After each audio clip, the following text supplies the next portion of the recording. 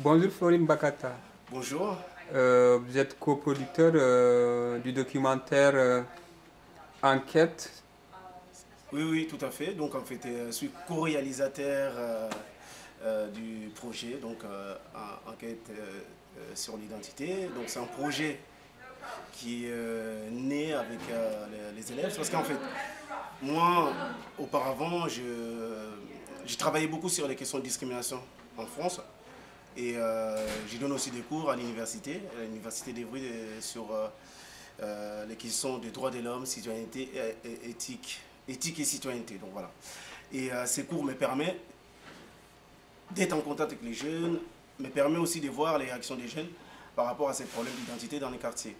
Donc voilà. Et au démarrage du projet, on avait réalisé un petit film sur jeunes face aux discriminations, pour voir comment ces jeunes devraient réagir, qu'est-ce qu'ils attendaient et par discrimination, que ce soit raciale, l'homophobie, les stéréotypes, tout ce qui touche en général aux discriminations. Et là, j'avais constaté qu'il y avait beaucoup de choses, donc il y avait des lacunes, que les élèves n'étaient pas au courant de toutes ces questions-là. Et bon, c'est pas de leur faute, hein, c'est parce que l'éducation nationale n'a jamais mis un programme, comme on peut voir au Québec ou au Canada, un programme qui est sur ces questions. Donc voilà. Et après, l'idée était venue, avec ça, ces projets datent depuis 4 ans, hein, si on veut. Donc l'idée était venue, j'avais proposé à Madame Kaffer de voir s'il y avait une possibilité de travailler sur un projet du Québec. Mais il faut réfléchir sur comment on va travailler. Comment, donc je venais très souvent à Montréal, j'y viens de toute façon souvent à Montréal, et j'ai des partenaires, je connais des gens ici qui étaient prêts à nous accueillir pour mettre en place ces projets. Et après ces projets, moi je me disais, bon, on va monter un peu des degrés, parce que la réalisation des films qu'on faisait, nous, c'était pas des films professionnels, c'était amateur. Donc voilà. Et après, dans mon entourage, j'ai des amis, on a des amis communs avec Eli. Et ils m'ont parlé de lui, ils m'ont dit que voilà, qu'il était très intéressé. C'est parce qu'Eli, au départ, il est producteur. Il est producteur et réalisateur aussi. Donc, et c'est leur profession, je peux dire. Donc, c'est leur profession dans tous les domaines. Mais il est plus branché dans les domaines de tout ce qui touche les discriminations, les racismes. Et pour moi, je trouvais que c'était vraiment un très bon partenaire pour travailler sur ces questions-là. Je suis parti le voir, je lui ai demandé s'il y avait une possibilité qu'on travaille ensemble sur ces projets. Et tout de suite, il a dit oui. Et après, au fur et à mesure, on a réfléchi ensemble comment les mettre en place. Donc, on a eu 2 ans de travail pour qu'on arrive aujourd'hui à Montréal à travailler sur ces projets-là. Voilà. À l'origine, Floride intervenait donc dans le lycée, dans le lycée Baudelaire à Évry, auprès d'une classe de seconde. Et puis c'est comme ça, moi je suis venu un peu, il a déjà commencé à les sensibiliser aux questions de discrimination. Et puis moi je suis arrivé avec un peu plus mon savoir-faire de documentariste. Et puis on a commencé à travailler sur un projet en lien avec Montréal, sur les questions d'identité en fait, sur qu'est-ce qu'il y a de différent entre Montréal et la France et comment est-ce qu'on vit un peu différemment la diversité, ce qu'on a appelé la diversité en France, ici par rapport à la banlieue parisienne. Parce que donc notre groupe de jeunes, c'est un groupe de jeunes de banlieue, de toutes origines, toutes religions, toutes classes sociales, mais qui représente vraiment la diversité de la France, que nous on vit au quotidien et qu'on aime. Et donc on avait envie de les confronter à un autre entourage pour voir comment est-ce qu'eux vivent leur identité française et comment est-ce qu'ils vont réagir face aux différences qu'on peut trouver ici. Pourquoi le choix sur les jeunes, pas des adultes Parce que c'est ou que bien les eux, plus là, petits? ils ont 18 ans environ. C'est vraiment l'âge où on se décide, voilà, où on n'est plus un enfant, donc on sort un peu du giron familial, etc. Et on fait ses propres choix. Donc c'est vraiment l'âge où on définit son identité aussi.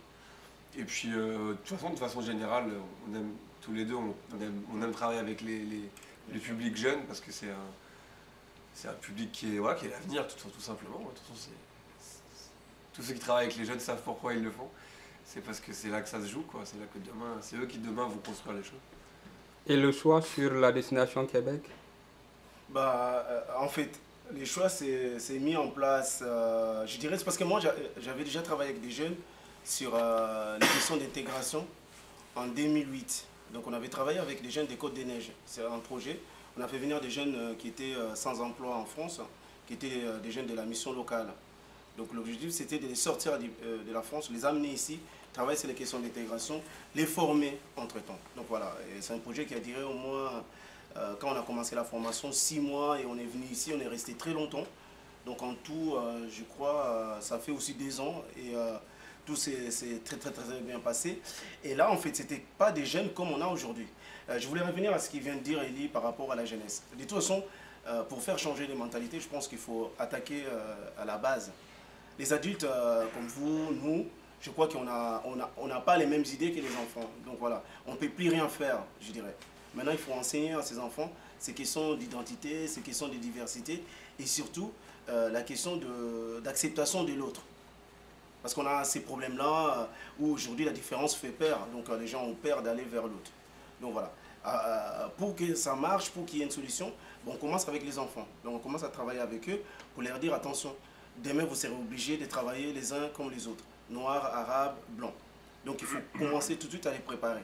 C'est pour ça en fait, comme vient de dire Elie, donc nous on préfère travailler à la base et après c'est à eux de voir qu'est-ce qu'ils vont faire avec la matière qu'on va leur donner. Donc voilà, pour revenir au projet, donc l'idée de ce projet était venue, c'est parce que moi j'avais déjà des liens ici à Montréal. Après avoir discuté avec Elie, c'est parce qu'on en avait parlé aussi de la Belgique, tout ça là, on se disait ben, pourquoi aller trop loin et ne pas rester en Europe, par exemple en Belgique, parce qu'en Belgique on parle français, ou voire même en Autriche on parle français. Après on s'est dit, bah, le Québec peut-être c'est l'Amérique, mais une partie de l'Amérique qui parle français. Donc voilà, on se disait, bah, pourquoi pas, c'est parce qu'en fait, en plus ici, on a la commission des droits de la personne, on a beaucoup de choses qu'on n'a pas en France. C'est là on s'est décidé ensemble de dire, bon, on va y aller au Québec. Donc voilà. Bon, il y a plein de choses entre le Québec et la France, à la fois des points communs et des différences qui font que c'est très intéressant pour des jeunes Français de venir ici, de se confronter aux petites différences. Parce qu'il n'y a pas la barrière de la langue, même si l'accent québécois est dur pour eux à accepter, à comprendre des fois. Mais en tout cas, ils peuvent vite se débrouiller. Mais en même temps, il y a plein de différences dans la mentalité, dans le fonctionnement de la société, dans les réactions face aux différences, etc., aux discriminations. Donc c'est vraiment intéressant de pouvoir les confronter à ce modèle qui est un peu pareil, mais vraiment différent. Et quand on vous dit Québec, quels sont les mots qui vous viennent en tête? Qu'est-ce qui caractérise le Québec? Déjà, moi je connais pas le Québec, je connais un tout petit peu Montréal. Mais déjà Montréal et le Québec, je sais qu'il y a des grosses différences entre la mégalopole de Montréal et le reste, déjà. Mais après, moi je trouve que c'est un pays de consensus, de dialogue, pour ce que j'en ai vu, hein, de consensus, de dialogue, et puis où il y a une capacité à s'adapter à l'autre. Et c'est plein de choses qui sont très différentes en France, donc qui méritent qu'on s'en inspire. Après, il y a plein de problèmes, hein. On n'est pas là pour non plus dresser un portrait idéal de Montréal, mais on sait qu'il y a des grosses difficultés, on en parle dans le projet. Mais en tout cas, il y a ça, il y a ce côté, on sent que c'est une société du dialogue. Et on cherche à concilier les choses, à faire se rencontrer les choses, c'est ça. Et quand on dit France, quels sont les éléments qui vous viennent en tête tout de suite, qu'on peut dire ça, c'est vraiment la France?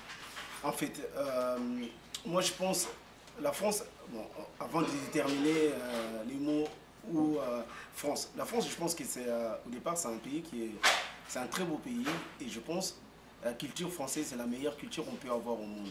Mais on a un petit souci, je dirais, c'est même pas la société en fait, je pense que le problème vient des gouvernants en fait. Ils ne se rendent pas compte comment ils sont en train de détruire ces pays. Quand on parle de la France, on voit tout de suite la liberté, l'égalité et la fraternité. Ça, tout le monde le sait. Mais maintenant, c'est en pratique où ça pose un gros problème. Pourquoi? Parce qu'en fait, on ne donne pas les moyens, on ne met pas des outils qui permettraient à ce que cette fraternité aujourd'hui qu'on en parle. Donc on n'en parle pas beaucoup. On nous parle très souvent de la liberté, oui. On nous parle un peu de l'égalité, mais est-ce qu'il y a cette égalité? Il n'y a pas. Donc, voilà, pour dire l'identité. Déjà, par rapport à la France est en train de se rechercher en fait.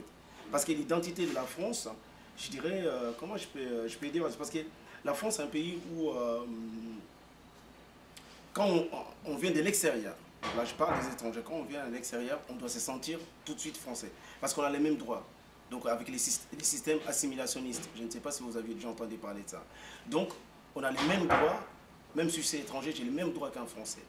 Mais maintenant, c'est au niveau de l'application de ces systèmes-là, où c'est là où ça pose problème. Et aussi, il y a un problème d'intégration. si les parents des enfants aujourd'hui qui en quête d'identité, donc sont en train de chercher leur identité, parce que l'intégration en amont des parents qui sont arrivés n'a pas été bien construite. Donc c'est ça en fait, c'est le souci. Mais je ne sais pas s'il y a quelque chose à... Ouais, moi je suis d'accord avec ce que tu dis, c'est le problème entre les grands principes de la République et puis leur application qui aujourd'hui pose problème. Mais du coup, pour moi, je trouve que la force de la France, c'est ce métissage qu'on voit dans le groupe de jeunes qu'on a ramené. Moi, je trouve qu'ils sont magnifiques. Ils sont 17 et ils sont magnifiques de variété, de trajets, de vie, etc. Après, c'est vrai qu'en venant ici, on découvre mieux ce qu'on est nous-mêmes en fait. Et je sais que nous, en tout cas, on en a beaucoup parlé, mais en venant à Montréal, on se rend compte que la France, c'est un pays de conflit. Ouais. Que tout à l'heure, je parlais d'ici, c'est un pays où on sent qu'il y a la conciliation qui est favorisée. En France, on est un pays de conflit et c'est la révolution jusqu'aux émeutes d'il y a quelques années. On est dans cette... On aime bien se taper dessus, quoi. Et le problème, c'est que il y a des fois où ça marche moins bien. Donc aujourd'hui, on voit qu'on est un petit peu bloqué. Et surtout, pour moi, le gros problème, c'est qu'on...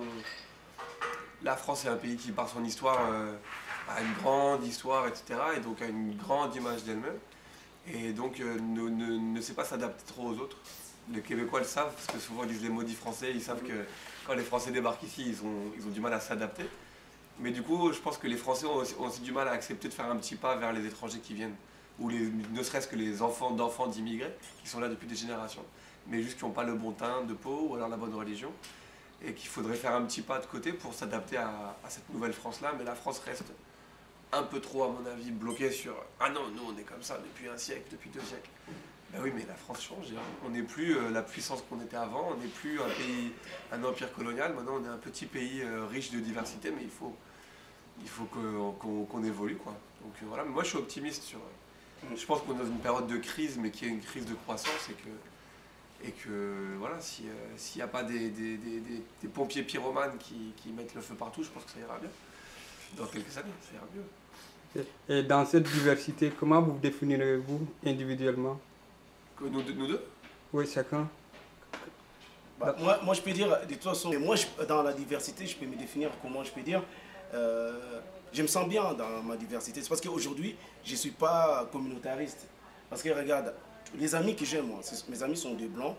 Et ça ne me gêne pas d'être avec eux. Aujourd'hui, je travaille avec Eli. Ça fait 2 ans qu'on se connaît et tout se passe très bien. Donc, il n'y a pas de souci. Je ne peux pas me dire non, Eli me rejette ou les autres personnes me rejettent. Donc voilà, c'est comme ça, moi, je peux définir ma diversité à moi. C'est d'aller vers l'autre pour les connaître et lui, il vient vers moi pour me connaître. Voilà. Et moi, ce que je dirais par rapport à ça, moi, c'est je suis blanc de racines françaises, aussi loin que je puisse remonter dans ma famille, mais je me sens profondément métisse, dans la mesure où j'ai grandi en banlieue parisienne, entouré de gens qui venaient d'Afrique, du Maghreb, des Antilles, d'Asie, du Portugal, de tout plein d'autres pays, et ça m'a nourri. Et aujourd'hui, quand je me retrouve dans un milieu très homogène de seulement de personnes françaises, je me sens pas forcément chez moi. Je me sens chez moi quand je suis dans quelque chose de mélangé, d'hétérogène. Et donc voilà, moi je me sens nourri par cette diversité et voilà, on ne peut pas faire autrement, on est ça quoi, on est cette France qui était nourrie, ouais, mais nourrie au poulet yassa, nourrie au tieb, et voilà. Et Couscous, tout ça. Ça, le couscous, c'est le plat préféré des Français, soi-disant, depuis longtemps. Mais voilà, on est une société, il n'y a qu'à les voir, ils ont des codes qui sont nouveaux et qui vont avancer. Vous êtes au Québec, précisément à Montréal. Qu'est-ce que vous avez retenu de votre expérience pour l'instant, on n'est qu'à la moitié du séjour, donc c'est encore... Ouais. Puis c'est particulier parce qu'on vient faire un film, donc nous, en fait, notre expérience, on l'a un peu vécu déjà. Là c'est aux jeunes qui vont poser la question. Voir à la fin du séjour qu'est-ce qu'ils auront appris sur le Québec et sur eux-mêmes. En tout cas, nous, l'idée, c'est ça, c'est qu'ils puissent rencontrer un maximum de gens qui vivent ici, soit des Français qui ont choisi de vivre ici, ou des gens de leur âge, ou des animateurs de centres communautaires, ou des élèves de lycée, des jeunes en rupture scolaire, des jeunes en recherche d'emploi, des jeunes, tout type de public, et qui puissent partager leur expérience. Voilà, ça va être ça l'objet du film, ça va être ça. Je peux rajouter aussi qu'on a un autre objectif, mais peut-être pas par rapport au film, par rapport aux jeunes eux-mêmes, que les jeunes prennent un peu du recul par rapport à tout ce qu'ils entendent en France ou par rapport à tout ce qu'ils voient en France. L'objectif aussi, c'est qu'ils voient autre chose. C'est ça en fait, qu'ils voient que on a d'autres pays, on parle français, le Québec, comme il disait tout à l'heure, pour moi, quand on parle du Québec, je vois tout de suite les Français. Voilà. Parce que personne n'a oublié ce qu'il avait dit, De Gaulle, quand il est venu ici, avait dit « Vive le Québec ». Donc, comme si c'était une province de la France. Le fait de les sortir de Paris pour les amener ici à une toute, je dirais pas une toute petite, mais une moitié de la France qui est en Amérique, je pense que ça va leur permettre de voir qu'on peut vivre autrement que vivre comme on vit dans nos quartiers, dans les cités, tout ça. C'est ça, cet objectif pour moi. Si les enfants arrivent, les jeunes plutôt arrivent à le comprendre, ça serait une réussite. En fait, comment ça se passe, le documentaire, vous dites aux jeunes d'aller à la rencontrer d'autres jeunes ou bien d'autres Français d'ici, vous les demandez de poser des questions ou bien de leur parler de leur expérience? Ouais, on a fait 2 repérages en fait en amont. On est venu en avril et en novembre avec Floride. Et puis on a rencontré différentes personnes qui nous semblaient intéressantes pour le film. Et puis on a programmé un planning de rencontres. Et du coup les élèves effectivement vont rencontrer telle personne à un moment, telle autre personne à un autre. Et par exemple, demain on a un groupe qui va aller rencontrer M. Michael Farkas, qui est président du centre communautaire à quartier Petite Bourgogne, mais qui est aussi le président du mois de l'histoire des Noirs. Donc ils vont passer 2 jours dans son quartier avec lui à partager des expériences. On va avoir un autre groupe qui va aller dans un lycée avec des élèves migrants qui apprennent le français, qui vont partager ça. Et on a encore un autre groupe qui va aller dans le quartier de Montréal-Nord, dans un centre communautaire, pour partager la réalité de ce quartier. Donc voilà, c'est ce genre de rencontre qu'on a faite. Et puis là, on laisse les jeunes les vivre à leur façon. Un dernier mot? Non, bah voilà, le film va être fini, normalement il va être diffusé en mai en France, sur la chaîne publique Sénat, et ensuite il doit être diffusé en juin sur TV5 Monde. Donc il sera visible partout, je pense que tous les gens qui regardent votre chaîne connaissent TV5 Monde. Donc le film sera visible en juin, et je pense que vous en reparlerez à ce moment-là, j'espère. Oui. Voilà. Donc moi ce que je dirais pour les mots de la fin, que déjà votre projet réussisse avec votre web là. C'est très important, et faire passer des messages comme ça à nos frères qui sont, je dirais, en France ou en Afrique, c'est une bonne chose.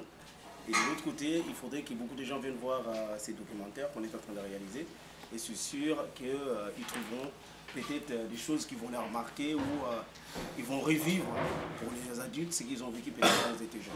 Voilà. Merci. Merci beaucoup.